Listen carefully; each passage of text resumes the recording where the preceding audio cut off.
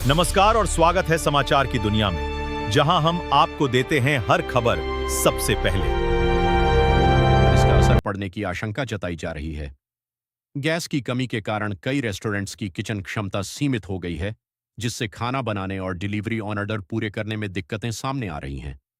विशेषज्ञों का कहना है कि अगर यह समस्या लंबे समय तक जारी रहती है तो कई रेस्टोरेंट्स की आय में गिरावट आ सकती है। ऐसी स्थिति में कुछ रेस्टोरेंट अपने मेन्यू कम कर सकते हैं, अस्थायी रूप से बंद हो सकते हैं या फिर दूसरी जगह शिफ्ट होने पर भी मजबूर हो सकते हैं।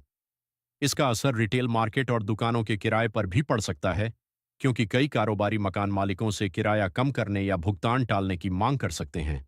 हालांकि फिलहाल हालात पूरी तरह गंभीर नहीं बताए जा रहे हैं और बड़े स्तर पर सप्लाई बंद नहीं हुई है। लेकिन अगर आने वाले हफ्तों या महीनों में गैस की कमी जारी रहती है तो इसका प्रभाव और ज्यादा बढ़ सकता है। मुंबई के Indian hotel and restaurant association के प्रतिनिधियों का कहना है कि रेस्टोरेंट का कारोबार कई तरह के खर्चों से जुड़ा होता है, जैसे कर्मचारियों की सैलरी, बिजली के बिल, टैक्स और लोन की किस्तें।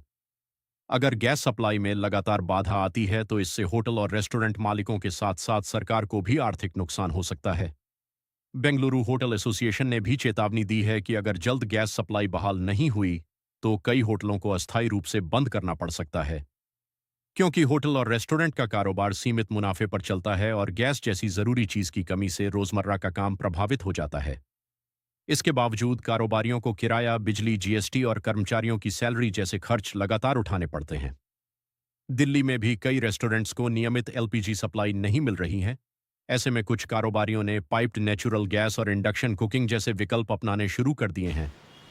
कई जगह ऐसे खाने को बढ़ावा दिया जा रहा है जिसमें गैस का कम इस्तेमाल होता है या फिर इंडक्शन पर बड़ी मात्रा में खाना तैयार किया जा रहा है। विशेषज्ञों का कहना है कि अगर यह स्थिति लंबे समय तक बनी रहती है तो इसका असर सिर्फ होटल और रेस्टोरेंट उद्योग तक सीमित नहीं रहेगा, बल्कि व्यापार, रोजगार और रियल एस्टेट बाजार पर भी पड़ सकता है। क्योंकि अगर बिक्री कम होती है और कारोबार बंद होने लगते हैं तो कई दुकानों और रेस्टोरेंट्स को अस्थायी रूप से बंद करना पड़ सकता है।